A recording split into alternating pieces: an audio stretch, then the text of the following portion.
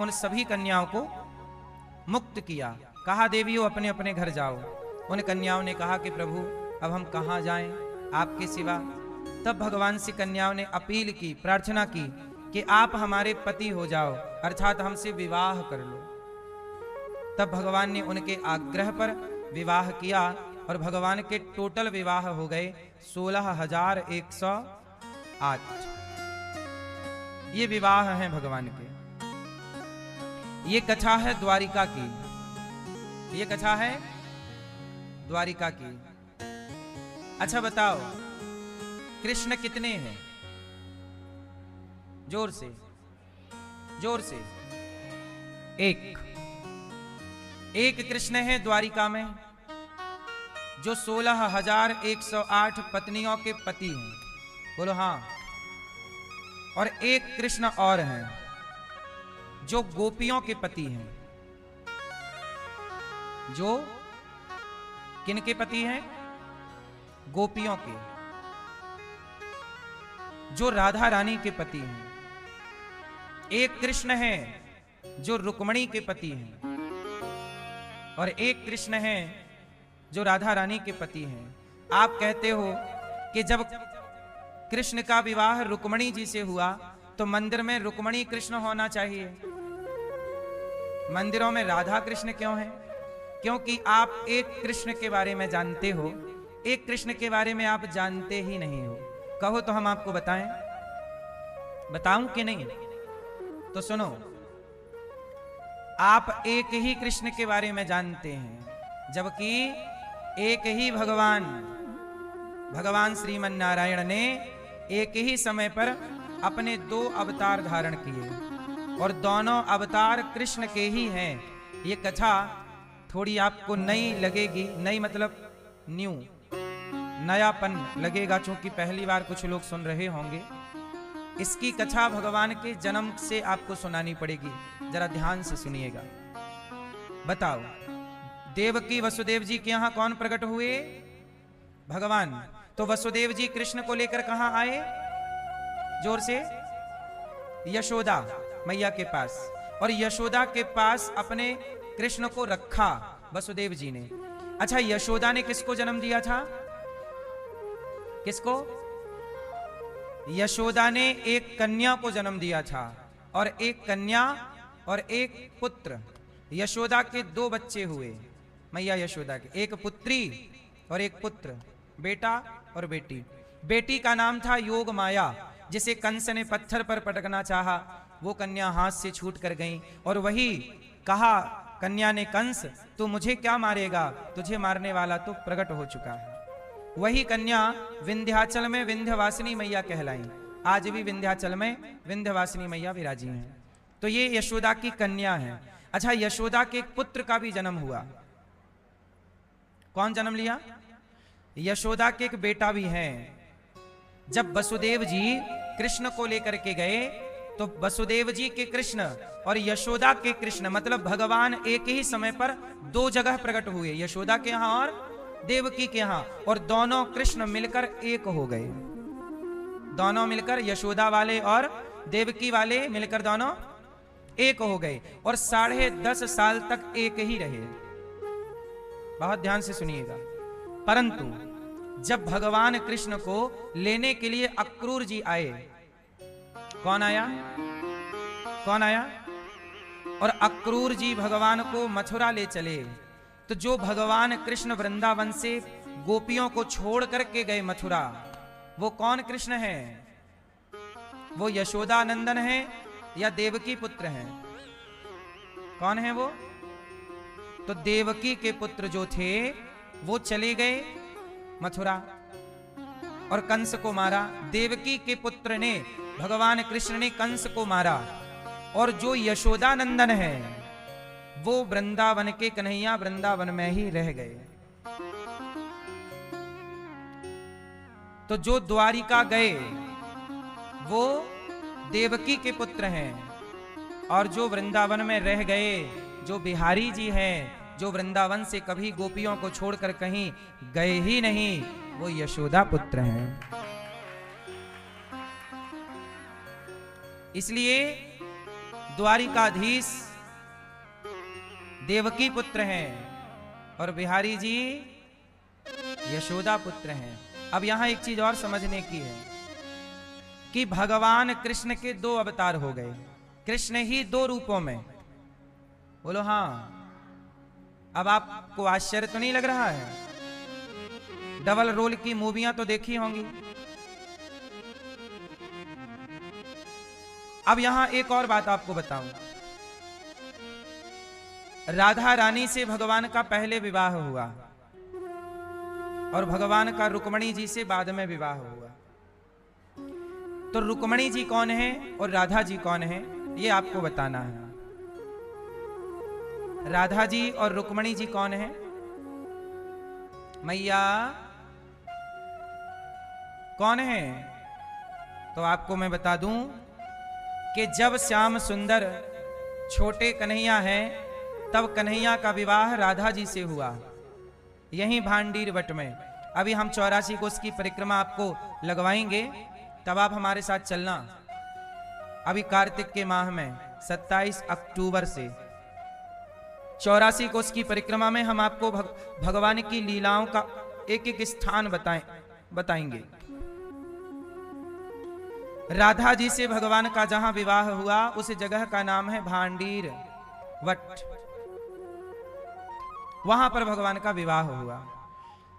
और जब भगवान कृष्ण वृंदावन से गए तो राधा जी भी एक रूप में राधा बन के यहीं रहीं, और राधा जी ही कृष्ण गए तो राधा जी भी रुक्मणी बन करके कुंडनपुर में प्रकट हो गई। तो राधा क्या बन गई? रुक्मणी, और कृष्ण रुक्मणी का विवाह हुआ। तो रुक्मणी जी और राधा जी में कोई भी अंतर लोग मानते हैं। क्यों मानते हैं? अज्ञान के कारण। अज्ञान के कारण, चूंकि नॉलेज, शास्त्रों का अध्ययन किया नहीं, गुरुजनों से ठीक से सत्संग किया नहीं, तो वो क्लियर नहीं हुआ, डाउट, संदेह बना रहा। अच्छा, गोपियों ने एक लीला की। कौन सी लीला की? जब भगवान श्री कृष्ण गोपियों को छोड़कर वृंदावन गए तो गोपियां भगवान की याद में तड़पने लगी। क्योंकि कृष्ण तो साथ थे, पर समाज को बताना था ना कि भक्ति किसे कहते हैं। आज हम आपको छोटी सी बात समझाएंगे, भक्ति किसे कहते हैं। मैं ये बता, भक्ति किसे कहते हैं? किसे कहते हैं भक्ति?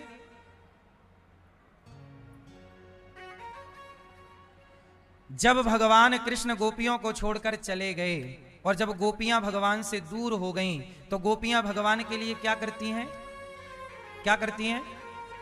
रोती हैं, मछली की तरह तड़पती हैं। क्यों तड़पती हैं? गोपियां भगवान के लिए क्यों तड़पती हैं? गोपियां भगवान के लिए क्यों रोती हैं?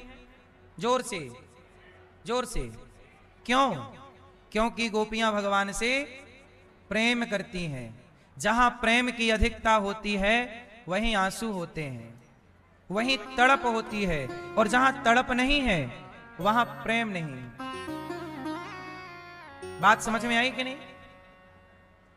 मैया चुप रहो मेरी मां।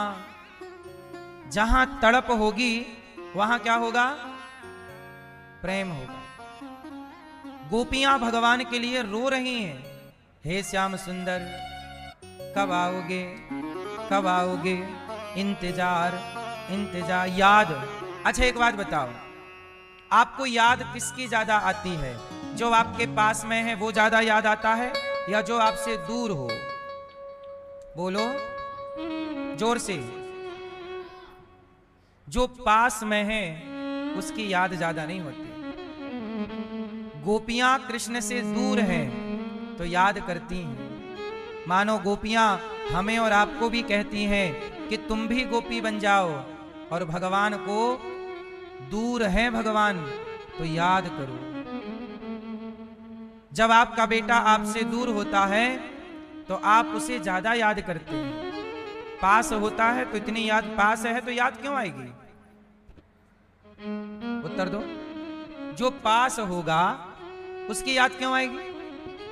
याद हमेशा दूर वाले की आती है।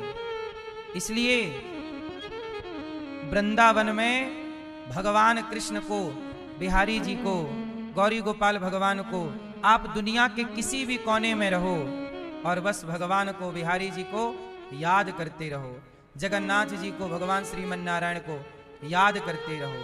और याद होने के लिए भगवान का दूर होना जरूरी है। गोपियां यही समझाना चाहती हैं कि दुनिया वालों, जो पास है उसकी याद क्यों होगी, इसलिए आप भी भोजन बनाया करो पर याद भगवान को किया करो। क्योंकि दूर है ना, तो याद भोजन बनाओ, याद में भगवान की रोते रहो, हे प्रभु कब मिलोगे, कब दर्शन दोगे। अच्छा ये बताओ, आप जब वृंदावन आने वाले थे तो वृंदावन की याद आती थी ना कि अरे अब जाना है वृंदावन, अब दर्शन करना है ना। वृंदावन जब नहीं आए, अपने घर पर थे, आने के 10 दिन पहले से याद और बढ़ने लगी ना, अब जाएंगे, अब मिलेंगे, अब ये दर्शन करेंगे। और जैसे ही वृंदावन आए तो वो वाला जो तड़प थी, वो वाला जो इंतजार था, वो समाप्त हो गया। बोलो हाँ, मिल गया ना। मिल गए सो माटी, नहीं मिला तो सोना। आपकी मन की स्थिति ऐसी है कि आपको जो वस्तु मिल जाती है आप उसे माटी समझते हैं, और जो नहीं मिलती उसे आप सोना समझते हैं। कहते ना, दूर के ढोल सुहावने, दूर के ढोल। भगवान की याद। अच्छा वृंदावन आए हो, यहां का दर्शन अपने भीतर संजो करके रखना। आज का दर्शन कल के लिए याद बन जाएगा। आज का हमारा और आपका मिलन कल के लिए याद बन जाएगा, क्योंकि आप 2 दिन 4 दिन बाद जाओगे तो यहाँ की यादें समेट कर ले जाओगे। फिर घर पर बैठकर यहीं बिताए हुए पलों को आप याद करेंगे। सच बताएं तो व्यक्ति के पास यादें ही रहती हैं ज्यादा। सही है कि गलत है? हम कहते हैं कि उन यादों में जगत की याद ना हो, हर पल जगन्नाथ की याद हो। भगवान की यादों को सम्मिलित कर लीजिए अपनी यादों में। कुछ तो याद आता है आपको, कुछ तो दिमाग में चलता रहता है, तो क्यों ना वृंदावन चलता रहे, क्यों ना बिहारी जी चलते रहे, क्यों ना भगवान की कथा चलती रहे, क्यों ना भक्तों की लीला, भगवान की लीला चलती रहे। दिमाग में कचरा ना चलाना, पड़ोस दुनिया की बातें, उसने कहा, ये कहा, वो कहा, ये सब ना चलाकर हर समय याद किसकी रहनी चाहिए? गोपियां भगवान के लिए तड़प रही हैं। और केवल गोपियां तड़प रही हैं ऐसा नहीं, कौन तड़प रहा है? भगवान भी तड़प रहे। अच्छा बताओ, भक्त रोते हैं तो भगवान रोते हैं कि नहीं? बोलो मेरी मां। जितना याद भक्त करते हैं उससे कई गुना ज्यादा याद भगवान अपने भक्त को करते हैं।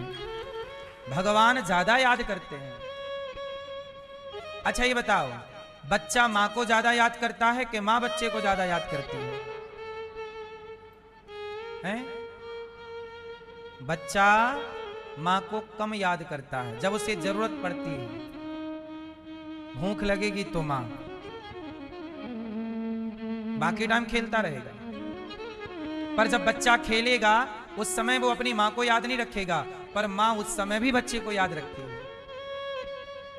इसलिए पुत्र मां को कम याद करता है, मां ज्यादा याद करती है। ऐसे भक्त कम याद करता है भगवान को, भगवान ज्यादा याद करते हैं, क्योंकि भगवान माता पिता है। त्वमेव माता च पिता त्वमेव। गोपियां जब रोई तो भगवान भी रोए, और जब भगवान रोए तो उद्धव जी ने कहा, क्यों रो रहे हो? तब भगवान ने कहा, उद्धव उद्धव वृंदावन जइयो, मैया से यो जाय कहियो, याद करत तेरो सांवरो।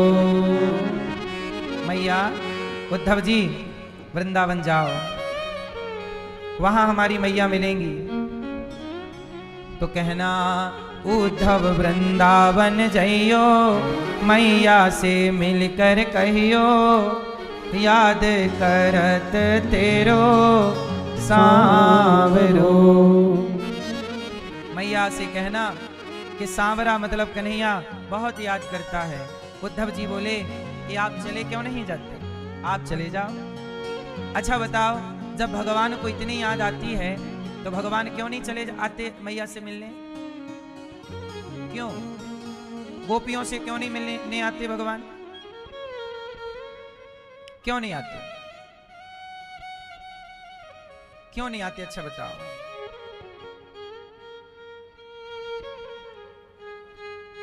अच्छा एक बात बताओ, गर्मी के बाद कौन सा मौसम आता है? हैं? कौन सा? गर्मी के बाद सर्दी नहीं आती, गर्मी के बाद बारिश आती है। क्यों? क्यों?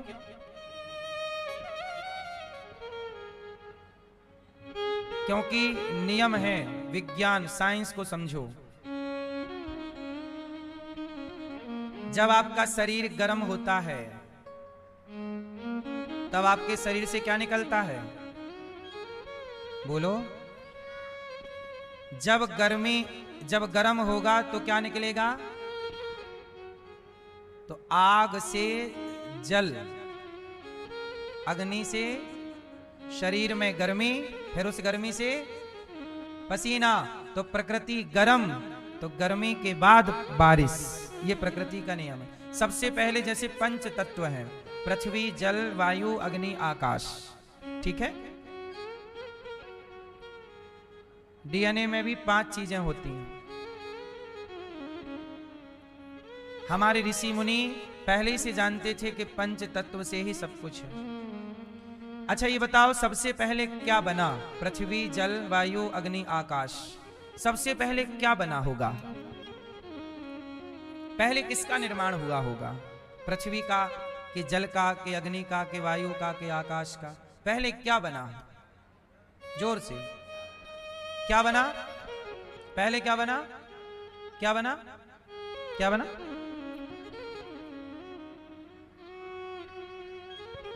जरूरी नहीं है बेटा कि जो सुनाई पड़ रहा वो सच हो।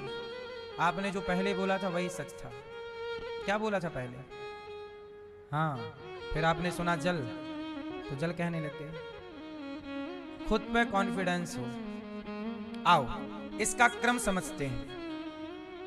सबसे पहले आकाश की उत्पत्ति हुई। सबसे पहले क्या बना? भाई कुछ भी बनने के पहले स्पेस तो चाहिए, बोलो हाँ। तो सबसे पहले क्या बना? ये आकाश, ये आकाश। फिर आकाश से किसकी उत्पत्ति हुई? आकाश से किसकी उत्पत्ति? आकाश से वायु बनी, क्योंकि आकाश में वायु है। वायु से किसकी उत्पत्ति हुई? बोलो। वायु से कौन बना? अब देखो उदाहरण से समझो इसे। जैसे हम आकाश में खड़े हैं, ये हमारे ऊपर आकाश, हम यहां खड़े हैं और हमने हाथ घुमाया, तो हाथ घुमाने से क्या निकलेगा? हवा। तो आकाश से वायु की उत्पत्ति हुई, और जब हाथ घुमाते रहेंगे तो हवा निकलेगी। पर एक चीज और तैयार हो रही है। क्या? जब हाथ घूमेगा तो शरीर क्या होगा? गरम। तो आकाश, आकाश से वायु, वायु से अग्नि। इसलिए अग्नि को हवा की जरूरत पड़ती है। उसे हवा ना मिले तो कहां जलती है? तो अग्नि। फिर अग्नि से उत्पत्ति हुई जल की, फिर जल से उत्पत्ति हुई पृथ्वी की। ये पूरा, ये सृष्टि का क्रम ऐसे चला। ये शास्त्र इस तरह से कहते हैं। शास्त्रों की दृष्टि से इस तरह से निर्माण हुआ पंच तत्व का। तो बारिश कब होती है? गर्मी के बाद, जब भयंकर गर्मी हो, पृथ्वी फट जाती है। खेतों में देखते हो गर्मियों में दरारें पड़ जाती हैं। गर्मी से बारिश अपनी ओर खींची चली आती है। ऐसे ही जब व्यक्ति भगवान की भक्ति करता है और भगवान की याद में तड़पता है, तपता है, तपस्या करता है, जब तपता है भगवान के स्मरण में, याद में तपता है, तब कृपा की बारिश हो जाती है। तो गोपियों को और तड़पाना है, तपाना है, ताकि समाज मैसेज ग्रहण करे कि ऐसे तड़पने से भगवान के लिए तड़पेंगे नहीं। अच्छा ये बताओ, भोजन कब अच्छा लगता है? कब अच्छा लगता है? भूख ना हो तो कोई भी प्रकार का भोजन अच्छा है। भूख है तो नमक रोटी अच्छी लगती है, अचार रोटी अच्छी लगती है, और भूख है तो सब अच्छा, और नहीं है तो। ऐसे ही भोजन अच्छा नहीं, भूख अच्छी होनी चाहिए। जो लोग कहते हैं कि भोजन अच्छा नहीं है, समझ लो कि भूख अच्छी नहीं है। भूख अच्छी होगी तो भोजन अच्छा लगेगा। उसी तरह जब भगवान को पाने की तड़प अच्छी होगी तो भक्ति अच्छी लगेगी, धाम अच्छा लगेगा, कथा अच्छी लगेगी। अब कथा अच्छी क्यों नहीं लग रही है? क्योंकि भगवान को पाने की भूख ही नहीं। भगवत प्राप्ति की भूख गोपियों को भूख है, इसलिए भगवान की याद उन्हें अच्छी लग रही है। हम आपसे कहते हैं भगवान को याद करो, तो आप भगवान को याद ना करके सब कुछ याद करते हैं। क्यों? क्योंकि आपको भूख नहीं है ईश्वर की। आपको भूख, जैसे कोई पैसे को याद कर रहा है, मतलब उसे पैसे की भूख है। कोई स्त्री को याद कर रहा है, उसे स्त्री की भूख है। सिंपल है, आप जिसे याद करते हैं आपको उसी की भूख होती है। आपको किसकी भूख लगी है? जिसको आप मोबाइल को याद कर रहे हैं, आपको मोबाइल की भूख है। बोलो हाँ। आप गर्लफ्रेंड को याद कर रहे हैं, आपको गर्लफ्रेंड की भूख है। बॉयफ्रेंड को याद कर रहे हैं, बॉयफ्रेंड की भूख है। आपको पढ़ाई की याद आ रही है, आपको विद्या की भूख है। आपकी भूख बताती है कि आप क्या चाहते हैं। ठीक है? तो भगवान की भूख होगी तो कथा में स्वाद मिलेगा। कीर्तन, अब हम आपसे कहते हैं कीर्तन करो, आप नहीं करते। क्यों? क्योंकि भगवान को पाने की भूख नहीं है। कहते हैं नाम जपो, नाम जपो, श्रीमन्नारायण श्रीमन्नारायण। नाम अच्छा नहीं लगता जपने में, टीवी देखने में मन लगता है। मोबाइल 1 घंटा चलाएंगे पर नाम जपेंगे तो जमाइयां, जरा माला जपेंगे, जमाई चालू। और मोबाइल 2 घंटे से चला रहे हैं, क्या मजाल के एक जमाई आ जाए। बोलो हाँ। माला जैसे ही लेके बैठोगे क्या चालू हो जाएंगी? जमाई आती कि नहीं? आलस्य आ जाएगा, क्योंकि भूख नाम भगवान की नहीं है, इसलिए नाम में स्वाद नहीं मिल रहा है। भूख नहीं है ना तो रसगुल्ला अच्छा नहीं लग रहा है, रबड़ी अच्छी नहीं लग रही है, रोटी अच्छी नहीं लग रही, भूख ही नहीं। नाम अच्छा नहीं लग रहा है, कीर्तन अच्छा नहीं लग रहा है, कथा अच्छी नहीं लग रही है, मतलब भगवान को पाने की भूख नहीं। और होगी तो भगवान का नाम, जैसे दिल धड़कता रहता है, हर समय धड़कता है, ऐसे हर धड़कन में भगवान का नाम भूल जाना चाहिए। श्रीमन्नारायण श्रीमन, काम करते हुए भीतर चलता रहे भगवान का नाम, श्रीमन्नारायण श्रीमन्नारायण। भगवान से प्रेम हो। गोपियां यही तो कहती हैं, गोपियां सारा काम करती हैं, पर गोपियां काम करते हुए भगवान को याद रखती हैं। क्या रखती हैं? मैया,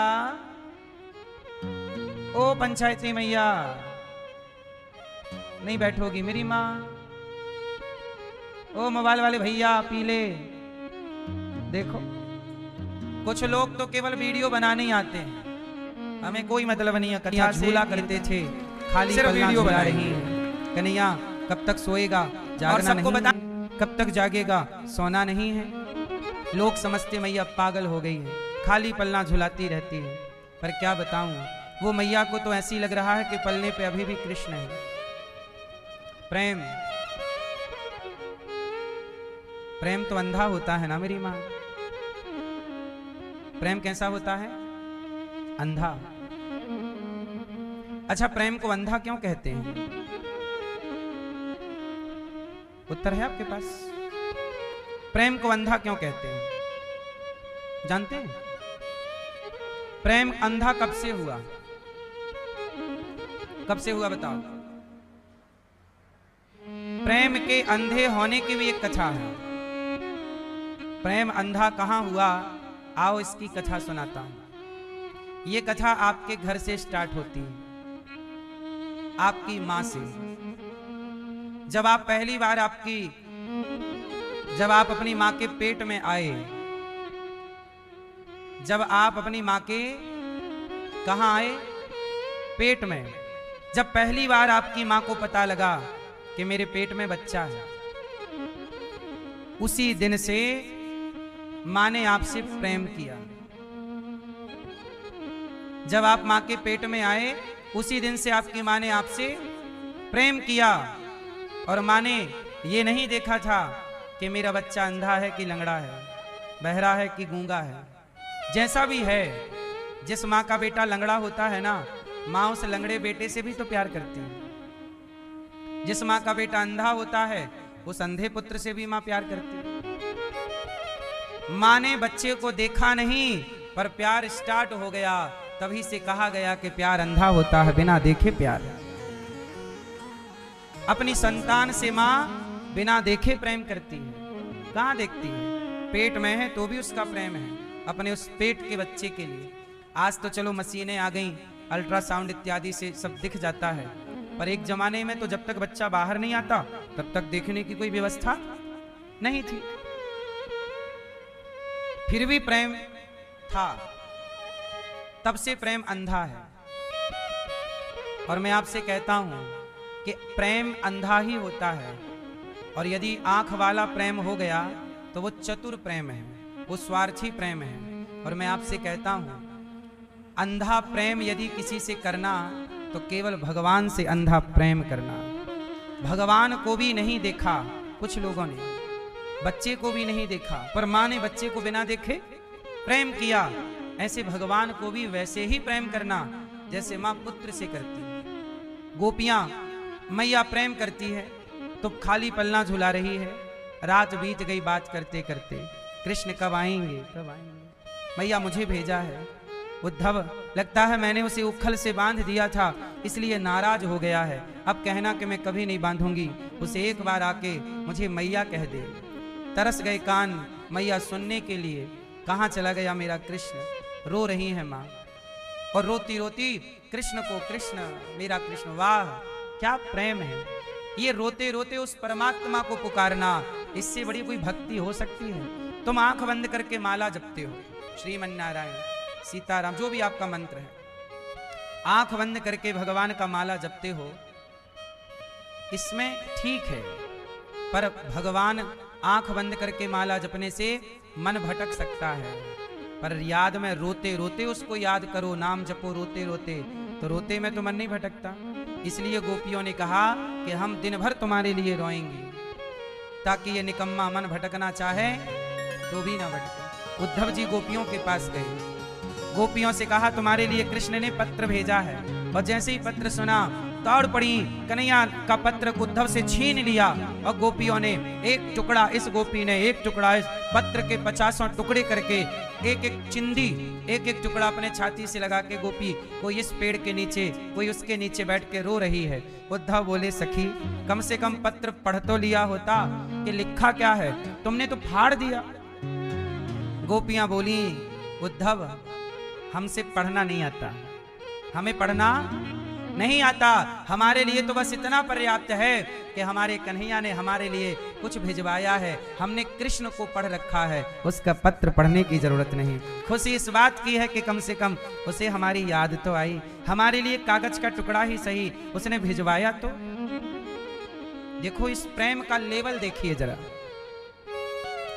आज का प्रेम, आज भक्त लोग भगवान की पूजा करते हैं, व्रत उपवास आप लोग करते हैं, तो बदले में आप लोग डिमांड रख देते हैं, हे भगवान तुम्हारी पूजा की ये चाहिए, इतना चाहिए। पर गोपियां प्रेम करती हैं, उस प्रेम के बदले गोपियों को चाहिए क्या? कृष्ण से कुछ नहीं चाहिए, गोपियों को तो केवल कृष्ण ही चाहिए, भगवान से नहीं चाहिए, भगवान ही चाहिए।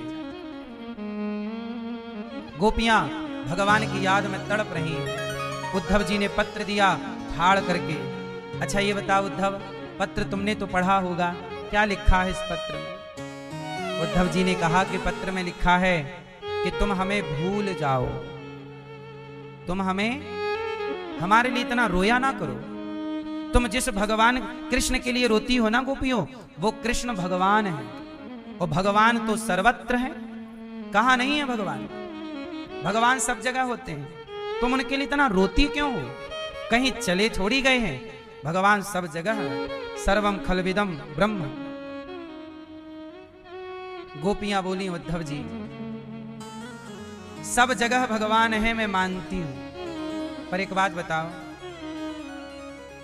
मैया, हवा सब जगह है कि नहीं? पर आपकी गाड़ी पंचर हो जाए तो आप क्या ढूंढते हो? भाई साहब हवा कहाँ मिलेगी? गाड़ी पंचर हो गई, कहाँ मिलेगी हवा? आपने किसी से कहा हवा कहाँ मिलेगी? उसने कहा हवा तो सब जगह है। देख मेरी नाक से हवा निकल रही है, देख यहाँ हवा, वहां हवा चल रही है, पंखे के पास चला जा, खूब हवा है। तो क्या इस हवा के ज्ञान से क्या पंचर सही हो जाएगा?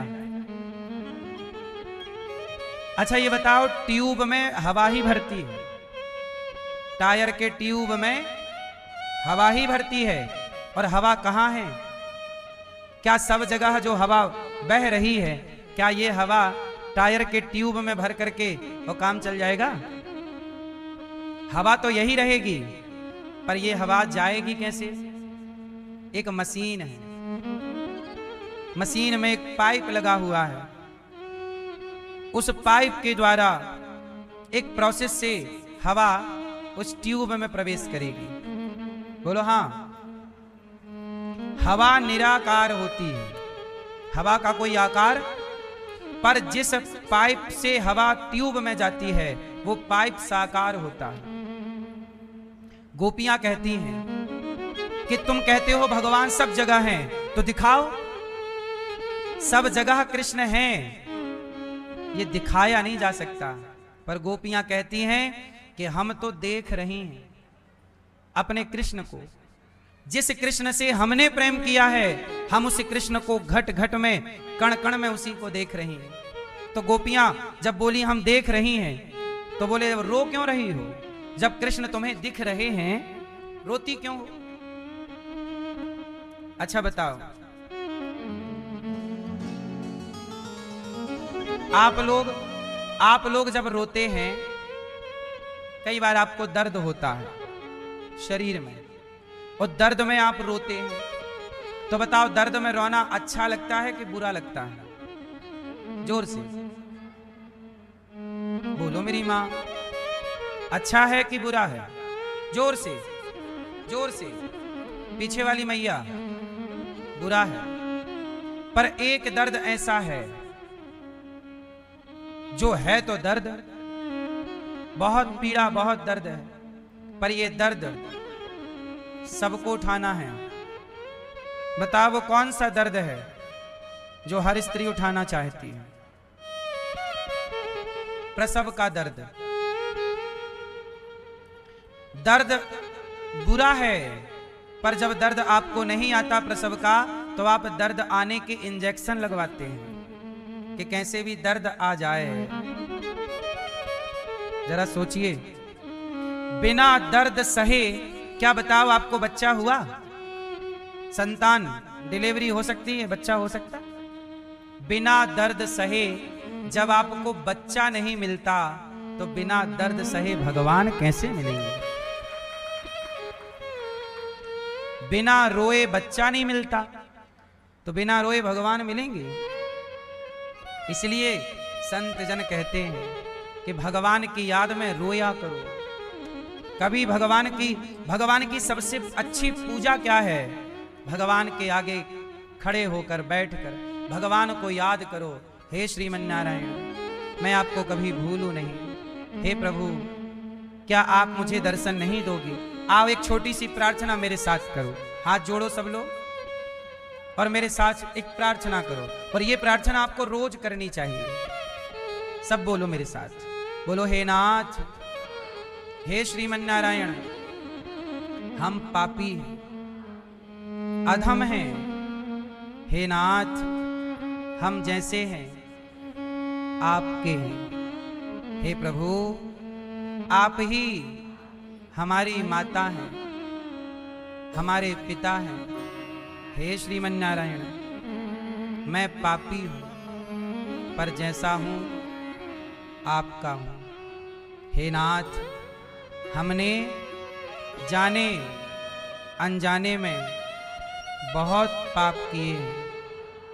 हे प्रभु, आप तो पतित पावन हैं। जैसे अजामिल को पाप से मुक्त कर दिया आपने, इसी तरह हे प्रभु हमें भी पाप से मुक्त कीजिए। हे नाथ, हम अपने आप को आपके श्री चरणों में समर्पित करते हैं। हे प्रभु, आपकी माया के कारण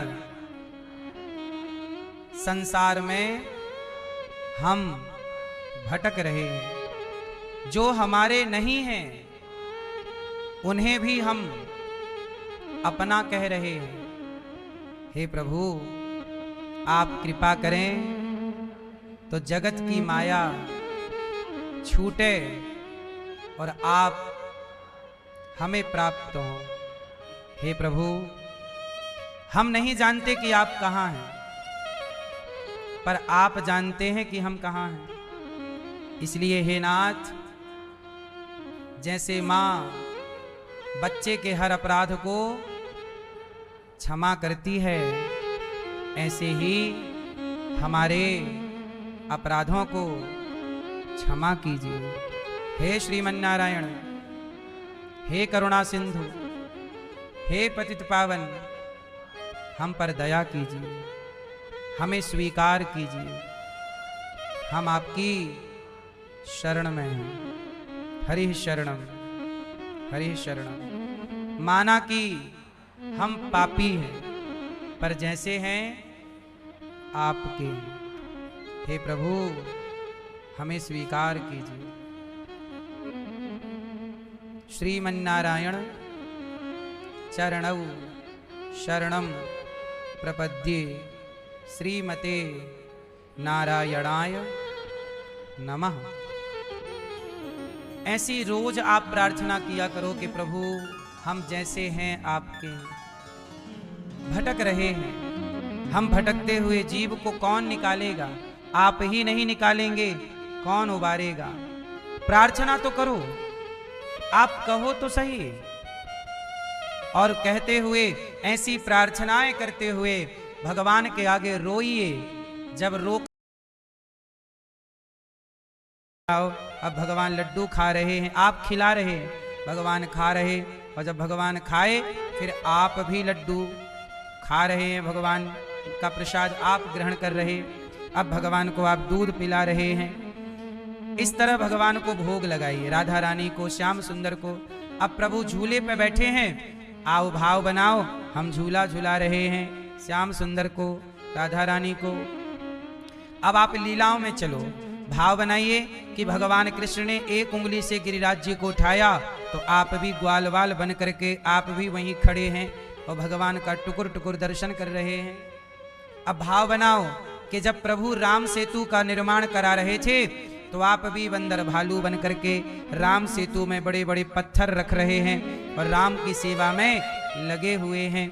अपने आप को राम के पास, भगवान के पास एक सेवा से जोड़ लो कि हम भी राम सेतु में सहयोगी हैं, हम भी भगवान की इस सेवा में सहयोगी हैं। भगवान गोपियों के घर माखन चुराने गए, तो हम भी एक ग्वाला बनकर प्रभु के पीछे पीछे चले। हर समय केवल भगवत चिंतन हो। अब भाव बनाओ कि आप भगवान को अपने मन मंदिर में बसाकर, अब आप भाव बनाओ कि आप बैकुंठ गए हैं। चलो बैकुंठ, जैसे लक्ष्मी जी बैकुंठ में शेष नांग पर भगवान लेटे हैं, लक्ष्मी जी चरण दबा रही हैं। आप भी भाव बनाओ कि एक चरण लक्ष्मी जी दबा रही हैं तो दूसरा चरण आप दबा रहे हैं, चरण सेवा कर रहे भाव बनाइए। फिर भगवान श्रीमन्नारायण की परिक्रमा कीजिए, प्रार्थना कीजिए, हे प्रभु हमें स्वीकार कीजिए, हम आपकी शरण में हैं, हम आपके हैं, हरे शरणम हरे शरणम। अब आप लोग आंखें खोल लो। अब देखो, आप अपने घर पर रह करके रोज बैकुंठ जाओ, रोज चरण दबाओ, चरण सेवा करो, शरीर कहीं नहीं गया। कौन गया? जोर से। और पूजा किससे होनी चाहिए? किससे? हाँ, तो भगवान में मन ऐसे लगाओ, कहीं भी रहो, चिंतन भगवान का हो। काम करते हुए आप सफल होना चाहते हैं कि नहीं? पैसा कमाना चाहते हो कि नहीं? कमाओ। मैं आपको कुछ रास्ते बताता हूं पैसे कमाने के, सफल होने के।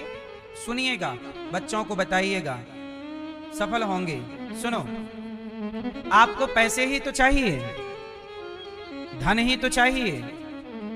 तो ये बताओ, धन कमाने के लिए क्या करना चाहिए? क्या करना चाहिए? क्या करना चाहिए? पैसा कमाना बड़ी बात नहीं है, पैसे कमाने की सही प्लानिंग होनी चाहिए। कैसी प्लानिंग हो? प्लानिंग नंबर 1, पहली प्लानिंग कि आप बिना रुके, बिना थके, बिना आलस्य के अपने काम को कीजिए। कोई भी काम है, खेती का काम है, नौकरी का काम है, बिजनेस का काम है, कोई भी काम हो सकता है। आजकल लोग मन लगाकर अपने काम को नहीं करते। याद रखिएगा, जब आप अपने काम को बेहतर करेंगे। अच्छा ये बताओ, हर साल नई गाड़ियां आती हैं कि नहीं बाजार में? नया मोबाइल आता है कि नहीं? अपडेट, अपग्रेड, बोलो हाँ। यदि कंपनियां मोबाइलों को अपडेट ना करें, समय के साथ ना डिजाइन करें, तो मोबाइल चलेगा? समय के साथ मोबाइल को नहीं बनाया नोकिया कंपनी ने। पहले सबके पास कौन सा मोबाइल था? नोकिया का। अब किसी के पास नोकिया नहीं है। किसी के पास है तो वही 1000-2000 वाला होगा। एंड्रॉयड मोबाइल अब नोकिया के लोग नहीं रखते, जबकि एक जमाने में सबके पास नोकिया था। बोलो हाँ। अब नोकिया लापता है। क्यों? क्योंकि नोकिया कंपनी ने, नोकिया के मालिक ने समय के साथ अपने को नहीं चलाया, अपडेट नहीं किया। जब एंड्रॉयड आया तो नोकिया बोला मैं तो ऐसे ही चल रहा हूं, एंड्रॉयड की क्या जरूरत है। देखते देखते बाजार से गायब हो गया। बस याद रखना मेरे दोस्तों, मोबाइल कंपनियां भी हर साल अपने को नया कर लेती हैं। आपको भी अपने काम को बेहतर करना चाहिए। काम को जो व्यक्ति आज से बेहतर कल, और कल से बेहतर परसों, और परसों से बेहतर नरसों, इस साल से बेहतर अगले, अपने काम को फाइन कीजिए, परफेक्ट कीजिए। कम समय पे काम करना सीखिए, काम कराना सीखिए। आप बेहतर काम नहीं करते, सफाई से काम नहीं करते, तो पीछे हो जाओगे आप। इस संसार में पैसे देने वाले लोग कम नहीं हैं, पैसे लेने की क्षमता तो हो आपकी। बोलो हाँ। आप काम करके दीजिए। जो आदमी आपको 50,000 देने वाला है, आप काम ठीक करेंगे तो वो लाख भी दे सकता है। बोलो हाँ। आप चाहते हैं हमें बड़ा काम मिले, छोटे काम को परफेक्ट करिए, बड़ा काम मिलेगा। जैसे मैंने एक बार एक ड्राइवर को रखा, तो ड्राइवर को रखा तो मैंने उससे कहा कि भाई साहब आपको ये गाड़ी चलानी है। वो गाड़ी 5 लाख रुपया वाली गाड़ी थी,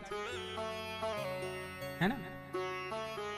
उसने कहा महाराज हम तो BMW चलाने वाले ड्राइवर हैं, और आपने हमें देखो ये 5 लाख रुपया वाली गाड़ी है, अल्टो जैसी पकड़ा दी। पुराने जमाने ये गाड़ी हम थोड़ी चलाएंगे।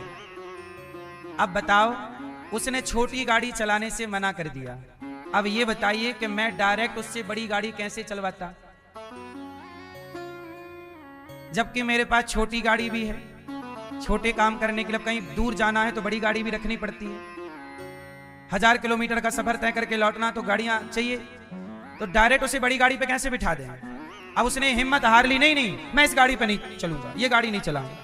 भाई जो व्यक्ति पहले, जब तक आप छोटा काम नहीं करोगे, छोटे पे अपनी सफाई नहीं दिखाओगे, छोटे पे अपना हाथ नहीं जमाओगे, तो कोई भी व्यक्ति आप पे डायरेक्ट भरोसा कैसे करेगा। इसलिए कहता हूं, जो व्यक्ति छोटा काम कर सकता है वही व्यक्ति बड़ा काम कर सकता है। जो छोटा नहीं कर सकता वो लिख लो। आजकल कुछ लोग कैसे बन जाते हैं, बाबूजी बन जाते हैं, बॉस बन जाते हैं। नहीं हम ये काम नहीं करेंगे, नहीं करो तो जाओ चूल्हे में, नहीं करो।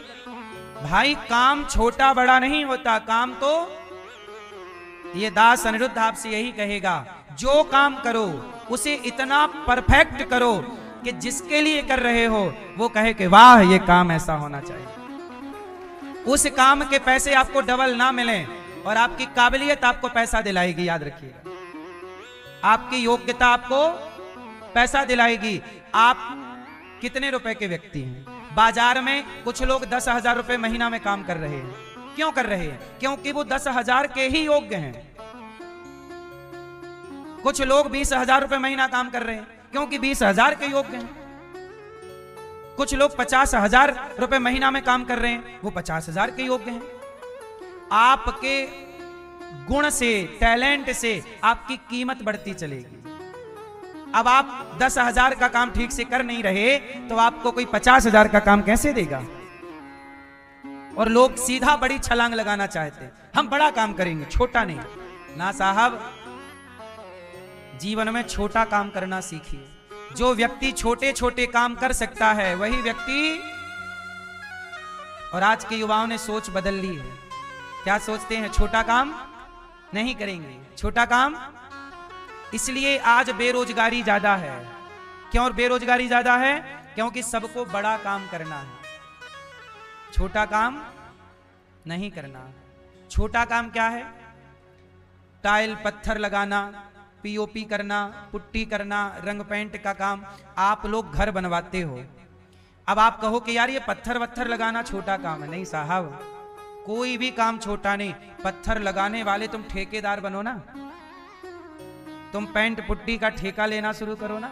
ये ठेके करोड़ों में चलते हैं। मैं ही पेंट पुट्टी करवाता हूं तो कई कई लाख का ठेका देना पड़ता है। बोलो हाँ। काम छोटा नहीं है, बस आपका मनोबल छोटा है। आपके अंदर कोई भी गुण, आपकी डिग्रियां काम ना करेंगी इतना ज्यादा, आपका गुण, आपका टैलेंट काम कर जाएगा। एक व्यक्ति ने गूगल को हैक कर लिया। बिहार का एक लड़का था, उसने गूगल को क्या कर लिया? गूगल को हैक कर लिया।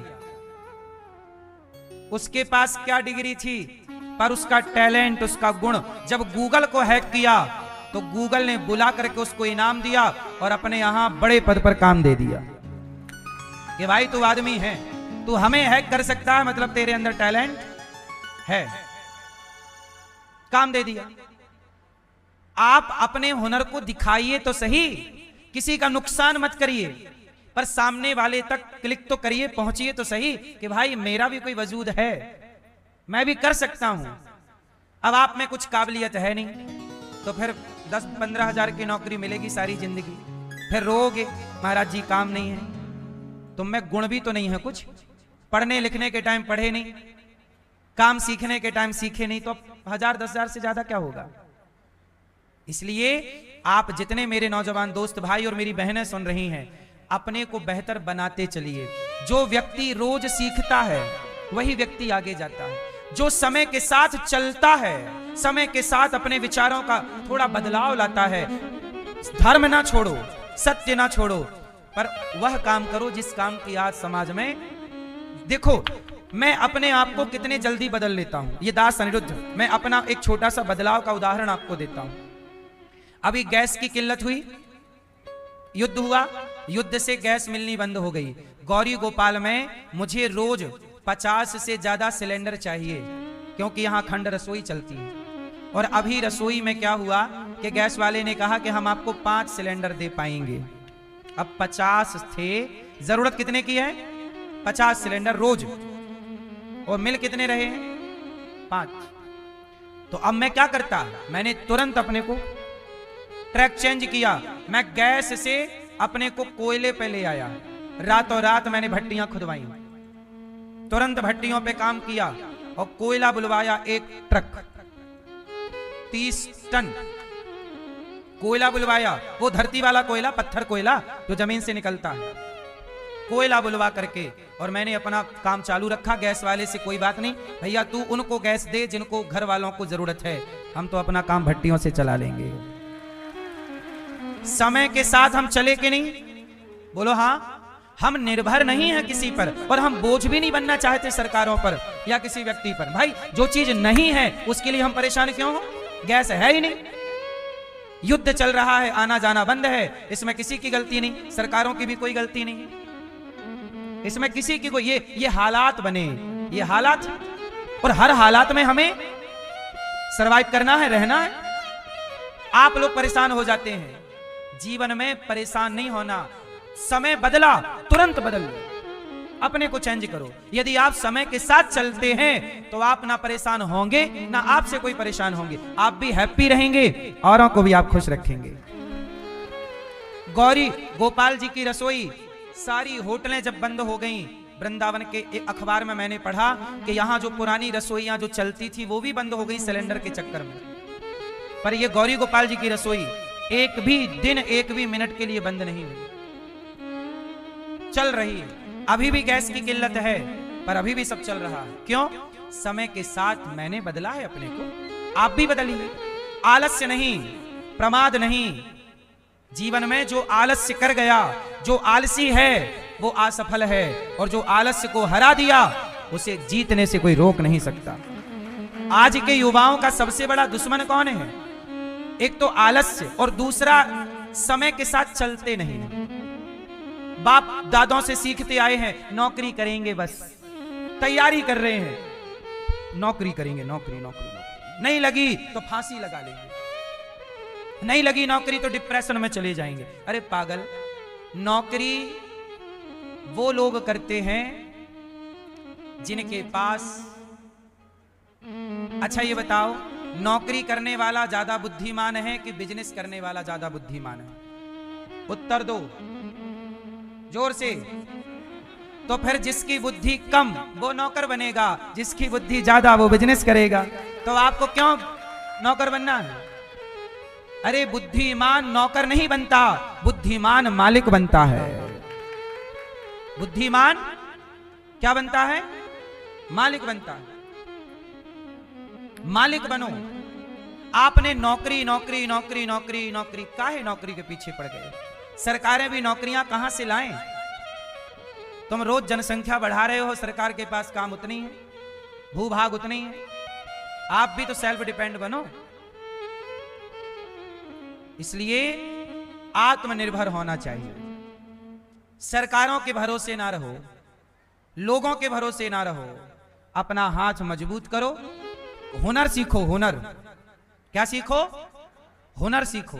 जिस लड़की के अंदर हुनर है वो लड़की सफल है, और जिसके अंदर हुनर नहीं है फेल है, असफल है। लड़का भी हुनर के बिना फेल। हुनर वाले लोग आज भी, अच्छा सोना सस्ता है कि महंगा है? जोर से, आप में से कितने लोगों को सोना महंगा लगता है? हाथ उठा के बताओ, जोर से पूरा हाथ उठाओ। अच्छा बताओ, टाटा, अडानी, अंबानी, इन लोगों के लिए सोना महंगा है? जीवन में इसका मतलब आप असफल हैं, आपको सोना महंगा लग रहा है। हम कहते हैं अपने को इतना सफल बनाओ, इतना कामयाब बनाओ कि महंगी से महंगी चीज आपको सस्ती लगने लग जाए। ये आपकी सफलता है। इसमें एटीट्यूड ना पाल लेना, इसमें घमंड ना पाल लेना। नम्रता रहे आपके अंदर, सरलता रहे आपके अंदर, लेकिन आपको कुछ महंगा ना लगे। आपकी काबिलियत ये होनी चाहिए। सफलता, जितना ध्यान आप दूसरों की निंदा, चुगली और टांग पकड़ के खींचने में ध्यान रखते हो, इतना समय अपने को बेहतर बनाने में, अपने बिजनेस को, अपने, तुम दूसरों से मतलब क्यों रखते हो? ये दास अनिरुद्ध, मैं तो किसी से कोई मतलब नहीं रखता, कौन क्या मुझे कोई क्या कह रहा है, तुम्हें जो मन करे, तुम फ्री हो तो हमें गाली देते रहो, हमें तो इतना भी टाइम नहीं है कि तुम्हारी गाली का हम रिप्लाई कर दें। तुम्हारी गाली का हम रिप्लाई क्यों करें, हमारे पास टाइम नहीं। कुत्तों के मुंह कौन लगे बताओ। आप लोग के पास टाइम बहुत है तो एक एक घंटा आप लोग खाओ खाओ खाओ खाओ खाओ खाओ, एक एक घंटे आप लड़ते हैं, आपके पास टाइम बहुत है। आप अपने टाइम की बर्बादी बहुत करते हैं और फिर बाद में रोते हैं हम असफल हैं महाराज, हम काम नहीं कर पाए, हमें सफलता नहीं मिली। इच्छाएं बहुत हैं, सफलता नहीं। क्यों? क्योंकि आपके पास चुगली करने का टाइम है। हर सफल व्यक्ति को याद रखना, सफल व्यक्ति कभी चुगली नहीं करता किसी की, सफल व्यक्ति किसी के दोष नहीं देखता, सफल व्यक्ति कभी किसी के क्या नहीं देखता। हमें आपका दोष क्यों देखना है, हम आपके गुण को देखें, अच्छाई को देखें। और आपसे जैसे मधुमक्खी हर पुष्प से शहद चुरा लेती है, ऐसे समझदार व्यक्ति हर व्यक्ति की अच्छाई को चुरा लेता है, ग्रहण कर लेता है। इसकी अच्छाई मैं करूंगा, इसकी तरह इसकी अच्छाई मैं ग्रहण करूंगा, इसकी अच्छाई। और मूर्ख व्यक्ति, याद रखना, मक्खी दो तरह की होती है, एक मधुमक्खी और एक मलमक्खी। मलमक्खी मतलब जो मलमूत्र में जाके बैठती है, दोनों मक्खी हैं। एक मक्खी बैठती है आपके घाव में, बोलो हाँ, और एक मक्खी बैठती है पुष्प में। तो पुष्प में बैठने वाली मक्खी जब रस तैयार करती है तो उसके तैयार रस को भगवान को परोसा जाता है, शहद। जबकि दोनों मक्खी हैं, एक मलमूत्र में बैठती है और दूसरी पुष्प पे बैठी तो रस ग्रहण किया। आप कौन सी मक्खी बनना चाहोगे? दिन भर निंदा चुगली करोगे और बनोगे मधुमक्खी?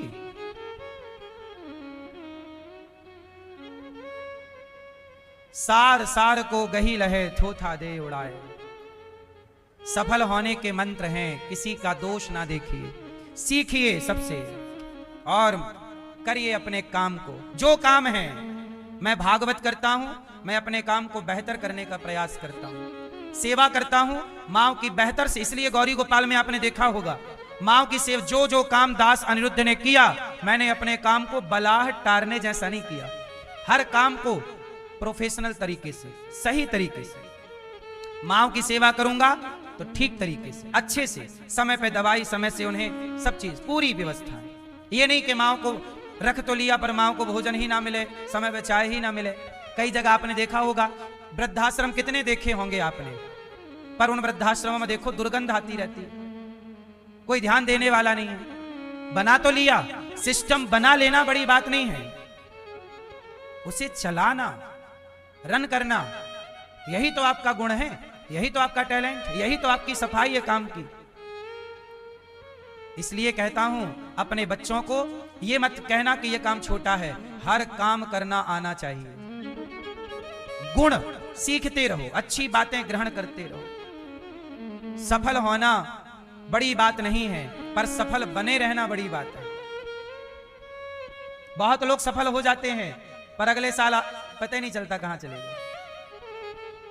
बोलो हाँ, बने रहना। इसलिए आप अपने बच्चों को थोड़ा मोटिवेट किया करो। स्कूल के भरोसे ना बैठा लो बच्चों को, स्कूल के भरोसे ना बैठाओ। डिग्रियां धरी हैं लोगों की शोकेस में, कोई मतलब नहीं निकल रहा है। शिक्षा के नाम पे भारत में जितना भ्रष्टाचार है, दुनिया में कहीं शिक्षा के नाम का इतना भ्रष्टाचार नहीं है। IAS IPS के नाम का जितना भ्रष्टाचार इस देश में है, लाखों की फीस वसूली जा रही है, और बनते कितने हैं? सबको बनना है IAS IPS, लेकिन जितनी होड़ IPS IAS बनने की देश में है, इतनी होड़ बिजनेस व्यापारी बनने की हो तो देश कहां से कहां पहुंच जाए। जितना खर्चा आप लोग नौकरी पाने के लिए करते हैं, इतना खर्चा अपने को सफल बनाने में, बिजनेस में खर्च कर। जबकि कितने IAS IPS नौकरी रिजाइन करके छोड़ के और वो बिजनेस में आ गया। बोलो हाँ, हम ये नहीं कहते कि आप इन पदों पे ना जाओ, जाओ पढ़ो, एक बार ट्राई करो, आप भी जाओ, लेकिन यहां ना पहुंच पाओ तो कोई बात नहीं, आपके पास गुण तो है, ज्ञान तो है। अब उस नॉलेज का व्यापार, बिजनेस में, नौकरियां देने में खर्च करो। हारना किसी भी स्थिति में सही नहीं। भगवान गोपियों के लिए उद्धव को भेजते हैं। गोपियां उद्धव से प्रेम की बात करती हैं। एक रास्ता है ज्ञान का, एक रास्ता है प्रेम का। अच्छा बताओ, प्रेम और पूजा, आप लोग भगवान की पूजा करते हैं, क्या करते हैं? जोर से, पूजा और प्रेम। अच्छा, प्रेम और पूजा में क्या बड़ा है? कौन बड़ा है? प्रेम। तो भगवान की पूजा होनी चाहिए कि भगवान से प्रेम होना चाहिए? लेकिन आजकल ज्यादा क्या है?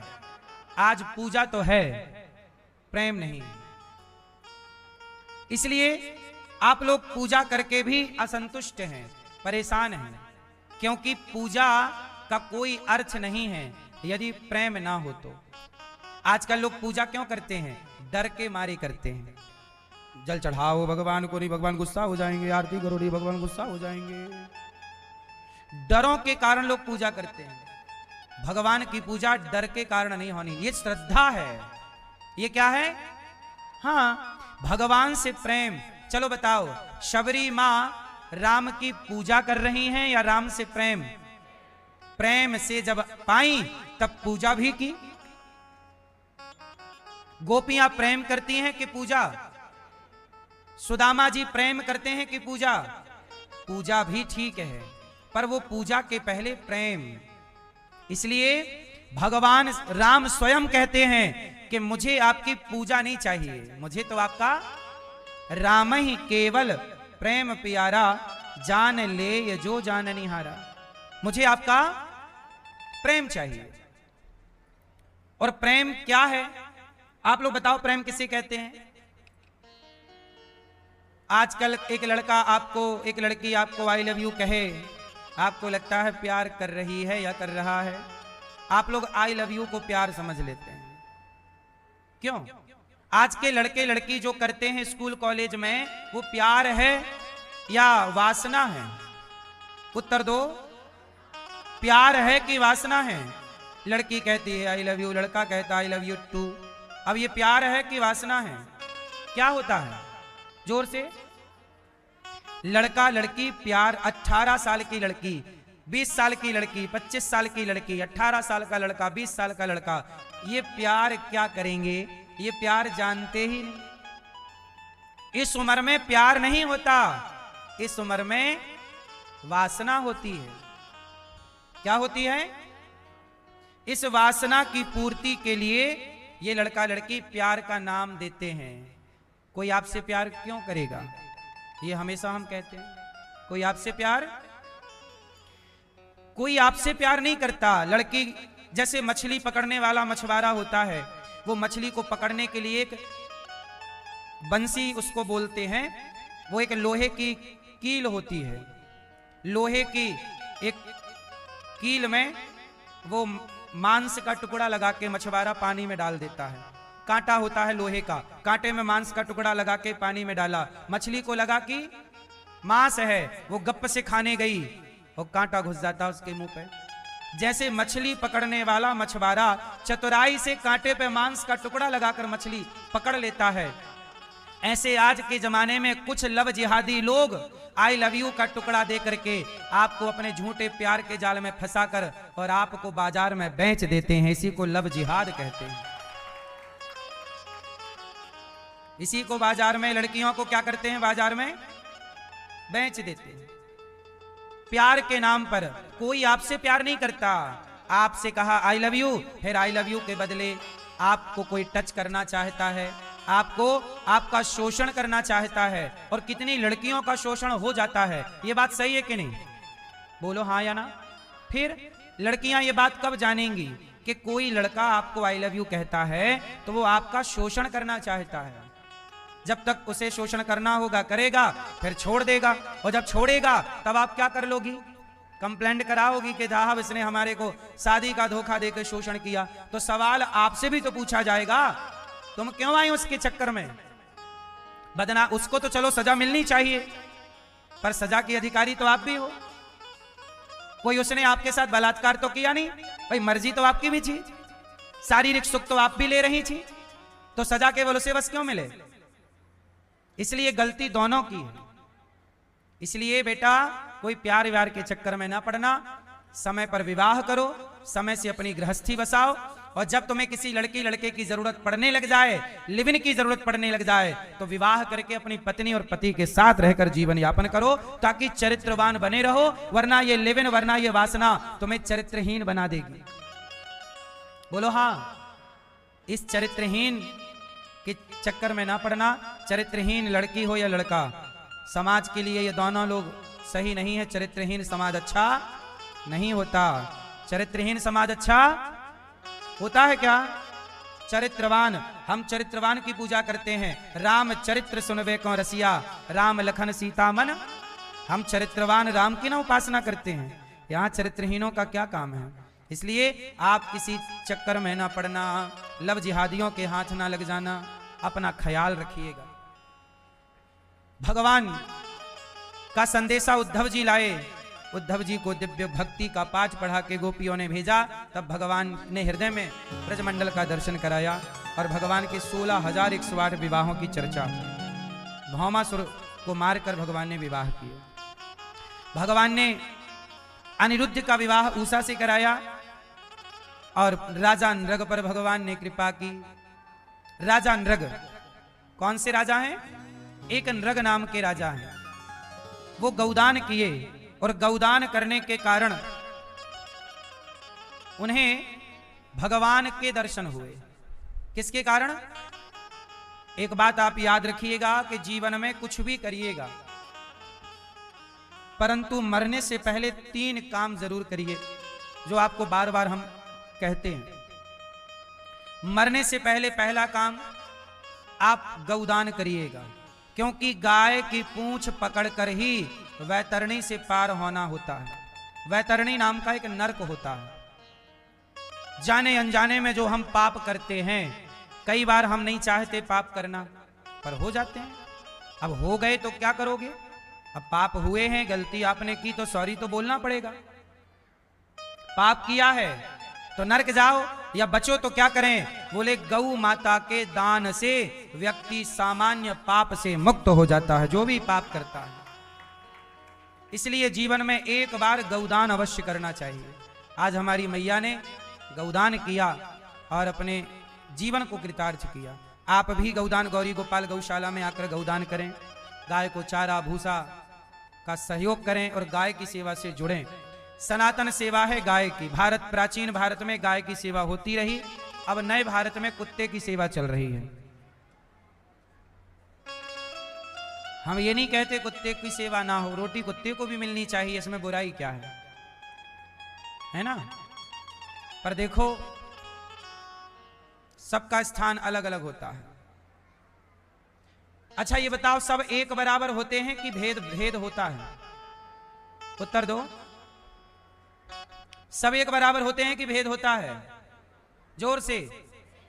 अच्छा, भेद रखना सही है कि नहीं? जोर से, जोर से। भेद रखना चाहिए कि नहीं?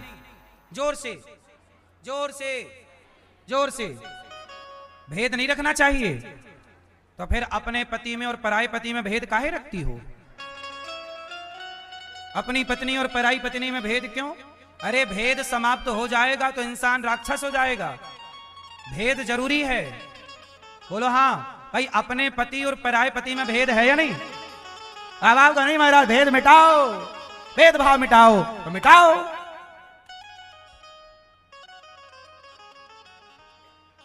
भेदभाव कौन सा भेद? छुआछूत का भेद नहीं होना चाहिए। जातवाद का भेद नहीं होना चाहिए। जातियों के नाम पे बंटवारा ना हो। पर समाज में कुछ भेद, जैसे भेद देखो, फल सब होते हैं। फल, जोर से। पर फल में भी भेद है। ये आम, ये अंगूर, ये केला, सेब, पपीता इत्यादि। भेद है या नहीं? कोई फल मीठा है, कोई खट्टा है, पर है फल। पर फल में भी अंदर भेद है कि नहीं? फिर ये भेद समाप्त होगा तो आप कहोगे भाई साहब फल दे दो, तो वो फल वाला पूछेगा कौन सा दूं? अरे तू भेद करता है, फल दे। अब आप फल मांगोगी, कहोगी तू भेद करता है। अरे बताना तो पड़ेगा कि केला चाहिए कि अंगूर, क्योंकि सबको फल कहते हैं। भाई व्यवस्था में तो सबके अलग अलग नाम हैं जबकि सारे फल हैं? बोलो हाँ। ऐसे ही व्यवस्थाओं में भेद करना पड़ेगा। ये कुत्ता है, ये गाय है, जो स्थान गाय का है वो स्थान कुत्ते का नहीं हो सकता। भेद है। अब आप भेद मिटाओ तो कुत्ते को सिर पे बिठाते हो। गाय पन्नी खा रही है और कुत्ता बिस्किट खा रहा है। लोगों ने भेद मिटा दिया। गाय को पन्नी खवा रहे हैं और कुत्ता दूध पी रहा है, मस्त बेडों में सो रहा है। मेरी मां, भेद है, ये भेद व्यवस्था के लिए है। बोलो हाँ। सही है गलत है? इसलिए जो लोग कहते हैं भेद मिटाओ, उनसे पूछो कौन से भेद की बात करते हो? भेद तरह तरह का है। भेद मिटा दोगे तो व्यवस्था बनेगी कि बिगड़ जाएगी? जोर से। आप खुद भेद करती हो, अपने बेटे में और दूसरे बेटे में भेद करती हो कि नहीं? बोलो हाँ। फिर भेद मिटाओ। ब्राह्मण, क्षत्रिय, वैश्य, शूद्र, हम चारों भाई हैं। एक साथ मिलकर के चारों का सपोर्ट करें, एक दूसरे के काम आए। सनातनी हो, मिलकर के रहो। आपस में बट जाओगे तो कोई पापी अंग्रेज आएगा और तुम्हारे बंटवारे का फायदा उठा के इस देश को गुलाम बनाएगा। इसलिए हमें जातियों पर नहीं बटना है, छुआछूत पर नहीं बटना है। बाकी व्यवस्था के लिए तो भेद सारी जिंदगी रहेगा। बोलो हाँ। अब जैसे बताओ, सरकारें भी भेदभाव करती हैं कि नहीं? बोलो हाँ कि ना? देखो ना, सरपंच आता है तो कोई फर्क नहीं पड़ता, विधायक आते हैं कोई फर्क नहीं पड़ता, सांसद आते हैं कोई फर्क नहीं पड़ता, परंतु राष्ट्रपति आ जाएं तो शहर की सड़कें तक धुलवा देते हैं नगर पालिका के लोग। प्रधानमंत्री जी आए तो प्रधानमंत्री का प्रोटोकॉल अलग होता है और पार्षद जी का प्रोटोकॉल अलग है। अब बताओ भेद है कि नहीं? अब आप कहो जी भेद मिटाओ, तो फिर जो सरकार की व्यवस्था प्रधानमंत्री के लिए, वही व्यवस्था पार्षद के लिए भी तो हो, क्योंकि दोनों सरकारी हैं। बोलो हाँ। तो भेदभाव तो ऊपर भी है कि नहीं? और इसी भेदभाव को व्यवस्था कहते हैं। बोलो हाँ। अब जो व्यवस्था प्रधानमंत्री के आने से होती है, क्या वही व्यवस्था सरपंच के आने से हो सकती है? बोलो। प्रधानमंत्री आएंगे तो 2-4 हेलीकॉप्टर ऊपर से देखेंगे, नीचे कमांडो आके खड़े हो जाएंगे, पूरी फोर्स लग जाएगी। और विधायक सांसद आए, विधायक नेता लोग आए तो उनके लिए व्यवस्थाएं। बोलो। जबकि दोनों एक ही पद पे हैं लगभग। भाई मोदी जी भी तो सांसद ही हैं। उन सांसद जी का जैसा सत्कार है, अन्य सांसदों का ऐसा सत्कार। ये तो भेद हुआ कि नहीं? लेकिन ये भेद नहीं है, एक व्यवस्था है। सबका व्यवहार एक सा, सबके लिए एक सा व्यवहार नहीं कर सकते। आप ही नहीं कर सकती। कर सकती हो तो मिटाओ भेद। जो व्यवहार अपनी मां के साथ है, वही व्यवहार सास के साथ क्यों नहीं होता? यदि मिटा दो तो झगड़ा ही खत्म हो जाए। जो व्यवहार अपनी बेटी के साथ है, वो बहू के साथ क्यों नहीं होता? हो जाए तो झगड़ा ही समाप्त। इसी बात का तो झगड़ा है कि बेटी और बहू के साथ अलग अलग व्यवहार है, मां के साथ और सास के साथ अलग अलग व्यवहार है। ये भेद मिटा लो तो आपका घर स्वर्ग हो जाए। जहां मिटाना चाहिए वहां भेद जरूर मिटाना चाहिए। बोलो हाँ। इसलिए मेरी मां, गाय और कुत्ते से मैंने ये बात स्टार्ट की। गाय और कुत्ता, आप लोग कहते हैं सारे जानवर हैं, एक होना नहीं। गाय माता है, इसलिए गाय का स्थान सबसे। इसलिए गाय के बैल, मतलब गाय का बेटा नंदी, शंकर जी के मंदिर में कुत्ता नहीं है, शंकर जी के मंदिर में नंदी है, बैल है। शिव ने स्थान दिया है अपने आगे, शिव ने स्थान दिया है अपने। हाँ, इसलिए कुत्ते को कुत्ता रहने दो, गाय को गाय। भेद है या नहीं? भेद मिटाना चाहिए कि नहीं? मिटाना चाहिए। मैया क्या बोलती तू? मिटाओ तो अपनी सास और मां को एक समझती हो? नहीं समझती हूं मैया महाराज। और मिटाना चाहती हूं, पर मैं नहीं समझूंगी भेद। मैं तो सास को सास और माँ को माँ, माँ को रोज बात करूंगी, खाई कि नहीं, और सास से एक बार भी नहीं पूछूंगी, बुढ़िया तू मरती रहे। मैं बात पूरी करूंगी, भेद मिटाओ, पर मिटाने का प्रयास बिल्कुल नहीं करूंगी। इसी चक्कर में तो नाश है। बातें बस करा लो, मिटाएंगे नहीं। बोलो हाँ। तो गाय का दान पहला काम करना, मरने से पहले गौदान, दूसरा काम मरने से पहले अन्नदान। क्योंकि जब आप मरोगे तो मरने के ठीक 13वें दिन आपके नाम का अन्नदान होगा, जिसे आप 13वीं कहते हैं। क्या होगा? तो मरने के बाद आप अन्नदान, आपके बेटा करे ना करे, आप जीते जी अन्नदान करके जाइएगा, ताकि बच्चे करें ना करें, आप पुण्य अपना करो। हम तो कहते हैं अपनी 13वीं करके मरो। सब कर लो अपना पुण्य का काम, आखिरी में केवल मरना रह जाए बिंदास। क्या रह जाए? क्या रह जाए? मरना। 13वीं अपनी कर लो। क्या कर लो? अपनी 13वीं कर लो, अन्नदान कर लो।